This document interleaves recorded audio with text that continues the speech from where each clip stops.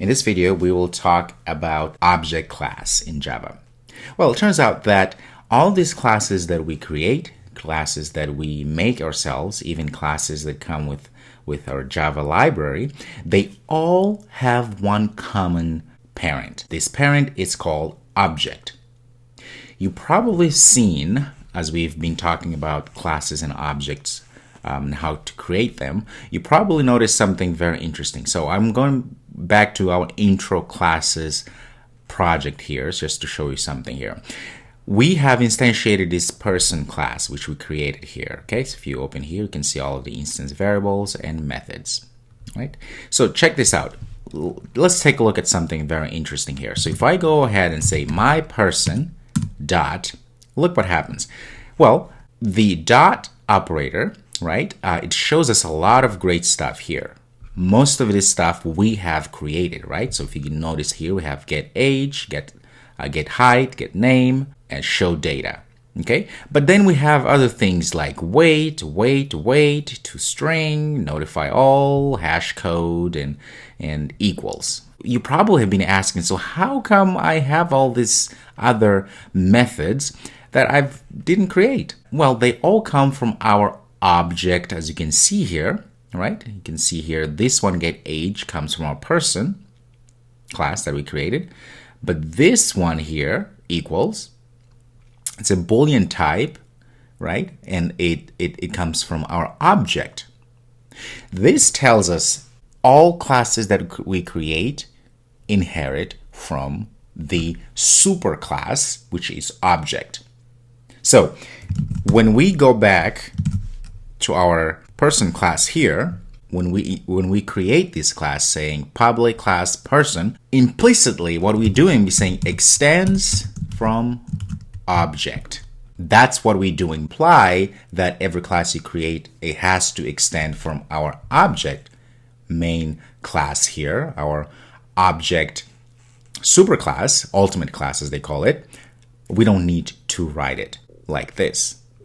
We can get away with just saying public class person. Knowing this information now, it's easier to explain why whenever we say dot, we get equals, we get class, and many other methods which were inherited from our superclass object. Now you may also ask, what does equals do? Well, this equals, as this says here, equals is a Boolean, which means return either true or false. We can compare classes, entities. We can go ahead and get a class, right? So this get class method here will return, if we click on it, says here returns the runtime class of this object. We have hash code, which essentially is just an integer.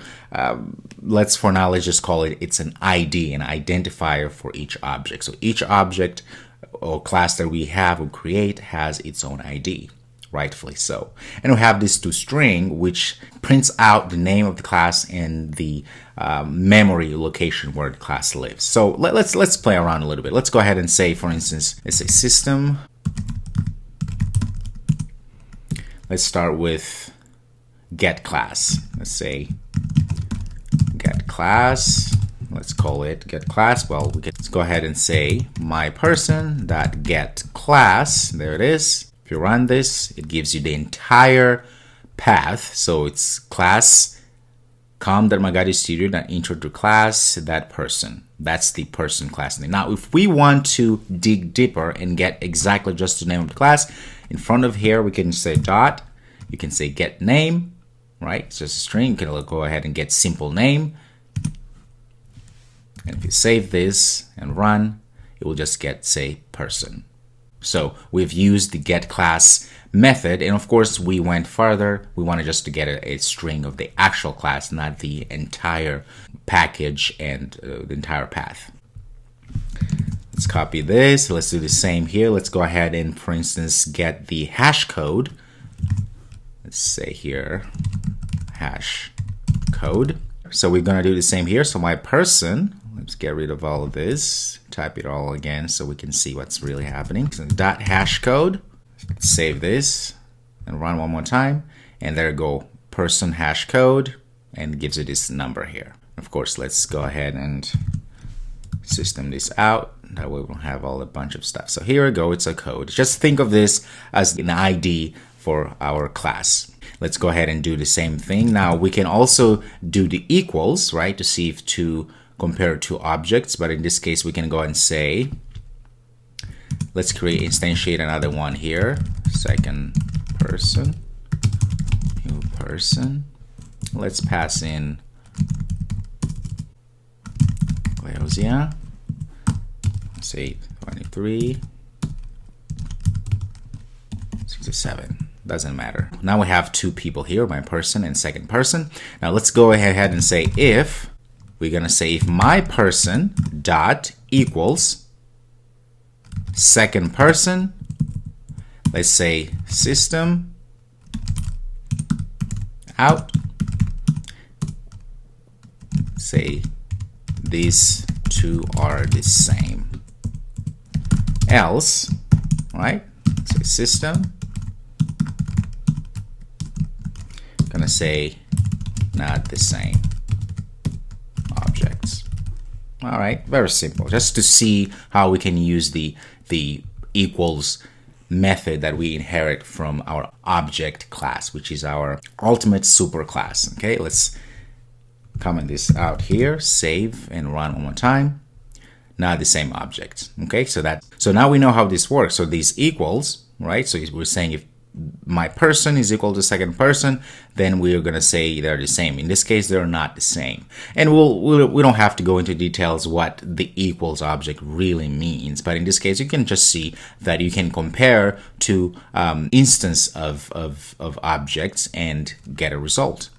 Okay, and the last one we can do here, we can do a system.out print. We're gonna call this toString method, right? So this will just print out the name of the class and of course this very strange number, which is the location where the class lives. So we can go ahead and say, in this case, let's say my person again, that dot toString. Let's run. Okay, I'm gonna go ahead and comment this out, that way it's not too crowded. Okay, so it goes ahead and say person at, and then there's this number here. So it has the class name, which is person, and then we have this at, this number here, which again, it's just a location in memory, and we don't need to worry about it. So the main point that you need to take away from this lecture here is the fact that all of the classes that we create are directly or indirectly connected to our supreme, our ultimate super class, which is object. And we've shown here that that is true because my person, second person, any other class that we have created will always have these methods that we inherit from our object superclass. Okay, so that's it for now, and I'll see you in the next video.